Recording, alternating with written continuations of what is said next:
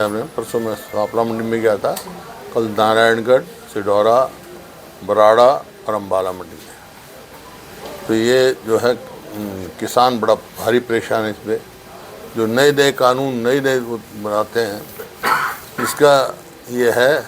पहले तो मैं उस बात के खिलाफ भी था, पोर्टल के खिलाफ नहीं हूँ मैं, लेकिन पोर्टल वही होने चाहिए जो जनहित के हों। अब मेरी फसल मेरा ब्यौरा पहले वहाँ करवाओ रजिस्ट्रेशन, फिर पटवारी से वेरिफिकेशन कराओ, फिर गेट पास बनाओ, फिर बायोमेट्रिक कराओ, फिर फेशियल फ़ोटो लो।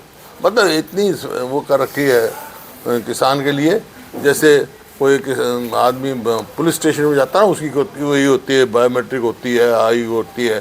कोई वो थोड़ा है। किसान को सम्मान देना चाहिए, जो इतनी रात मेहनत करता है उसको मैं समझता हूँ अपमानित महसूस कर रहा है किसान की बात पे। अभी एक आदमी मिला, वो बोला 1 हफ्ते से मेरा पोर्टल ही नहीं चल रहा। अभी 95 सरदार जी मिले, वो कहते हमारे 95 किसानों की धान की पेमेंट नहीं हुई। और जो 1 तारीख से खरीद शुरू होनी चाहिए वो हुई नहीं।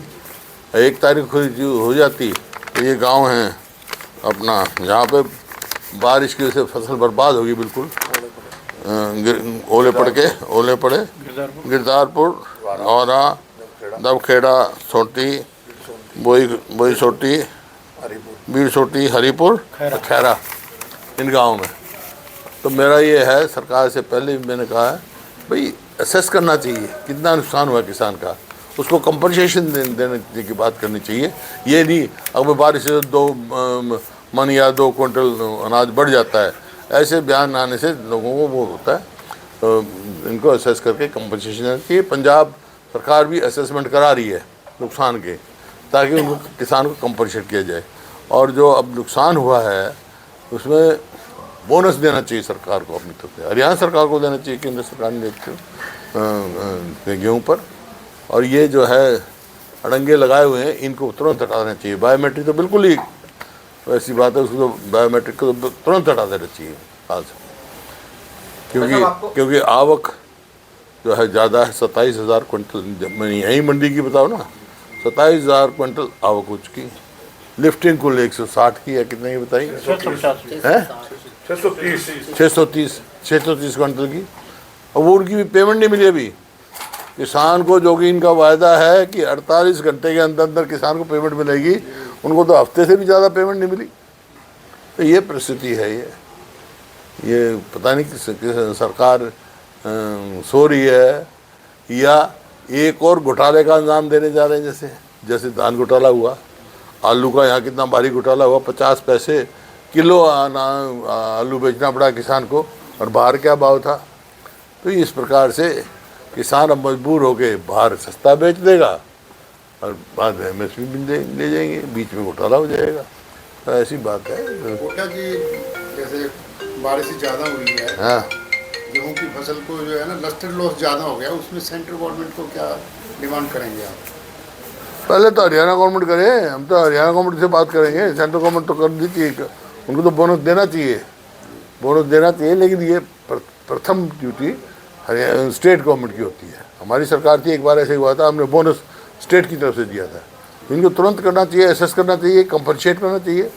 क्योंकि प्रधानमंत्री फसल बीमा योजना तो विफल है, वो तो सिर्फ कंपनियों को मुनाफा कमाने की है। आप देख लो उनका हिसाब, 2000 करोड़ से ज़्यादा मुनाफा कमाया उन्होंने, वहाँ से तो कुछ मिला नहीं। कोटा साहब, दुष्यंत चौटाला का एक बयान है, वो कह रहे हैं CBI से आपको जो राहत मिली है वो राज्यसभा चुनाव में की गई बेईमानी का उपहार है। जिस बात का कोई आधार नहीं होता ना, उसका कोई जवाब नहीं देता। मामला कोर्ट का है, क्या दुष्यंत चौटाला ऐसा कह रहे हैं? मैं कह दिया ना, जिसके पास कुछ भी नहीं है, जिनका आधार नहीं, कोई यही कहेंगे। अपने गिरेबान झाँक के देखे वो। भूपेंद्र सिंह हुड्डा ने शुरू में कहा था कि मेरा जुडिशियल पूरा विश्वास है, जो राजनीतिक प्रतिशोध से केस बनाए हुए ज़्यादा नहीं चला करते। तो कह रहे हैं नाम उजागर नहीं कर रहे हैं। किस चीज़ के नाम उजागर है? वो उनके नाम उजागर। कौन से नेता होंगे? क्रॉस वोटिंग वाले। क्रॉस वोटिंग साहब है, सारे अखबारों में आ लिया, जो नाम आए हैं वही है अखबारों में। उजागर और कैसे होता है? नाम आए हुए अखबार आए हुए हैं तो पढ़ता है अखबार। फिर कैसे सवाल पूछ? दुष्यंत चौटाला तो जी दुष्यंत चौटाला छोड़ा, तू अपनी बता रहा है। दुष्यंत वो कहता नहीं, तू अपनी बता।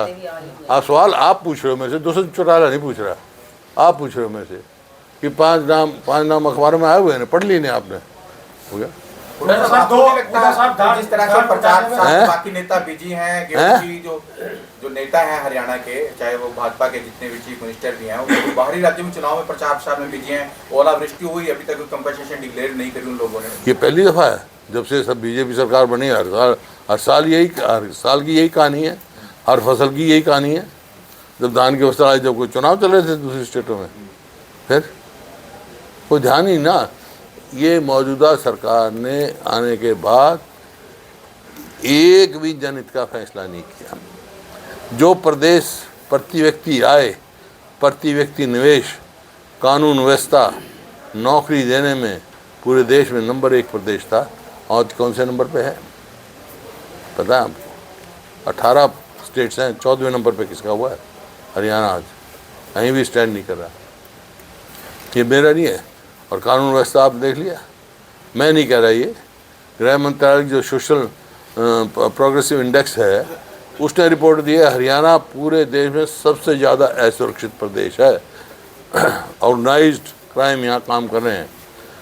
2 किस्म के क्राइम होते हैं, अपराध 2 किस्म के होते हैं, एक ऑर्गेनाइज्ड, एक अनऑर्गेनाइज्ड। अनऑर्गेनाइज्ड तो सदैव होता रहा, हर समय होता है। जैसे भाई भाई का झगड़ा हो जाए, भाई आपका टेनेंट और लैंडलॉर्ड का झगड़ा हो जाए, कोई दुर्घटना घट जाए, ये ऑर्गेनाइज्ड क्राइम होते हैं। ऑर्गेनाइज्ड क्राइम होते हैं जो गैंग करते हैं, धमकी देते हैं, फिरौती मांगते हैं और कहते हैं मैं अपना नाम डिक्लेयर करते हैं, ये फलाने गैंग का काम है। तो आज हरियाणा सबसे ज़्यादा ऐसा प्रदेश, 50 से ज़्यादा ऑर्गेनाइज्ड गैंग काम कर रहे हैं हरियाणा में। हुड्डा साहब, पहले के अंदर दाल घोटाला मिला है, करोड़ों रुपए का FIR भी दर्ज हुई है, बहुत बड़ा घोटाला, FIR 2 दर्ज हुई है दाल घोटाले को लेकर। तो कांग्रेस क्या आगे इस मुद्दे को उठाएगी? तो उठाया, असेंबली में उठाया हमने, विधानसभा में उठाया। पहले भी कहते हैं 10 साल FIR दर्ज हुई है कुछ दिन पहले। अरे पहले करनी चाहिए, जब मैं उठाया, हमारे दबाव में तो कर रहे हैं ये, क्योंकि इतनी लूट, खुली लूट मची है। मानेसर में कर्मचारियों के साथ ये तो दारू, ये सरकार घोटालों से भरी पड़ी है, एक के बाद एक घोटाला। कभी रोडवेज का घोटाला, कभी बैंक का घोटाला, कितने बड़े बैंक के घोटाले निकल रहे हैं। IAS अफसर तक सस्पेंड हो रहे हैं। थोड़ा सा मानेसर में जो कर्मचारियों के साथ हुआ लाठीचार्ज हुआ, क्या कहेंगे? कल तो बातचीत से निपटनी चाहिए मामला, लाठी से नहीं। लाठी और गोली से सरकार नहीं चला करती, बातचीत से चला करती है। समाधान से कोई भी समस्या, उसका समाधान निकाला जाता है। आपको कोई समस्या है, आप मेरे से बात करोगे तो मैं, या तो आप समझ जाओगे या मैं समझ जाऊंगा। Thank you sir. हो गया।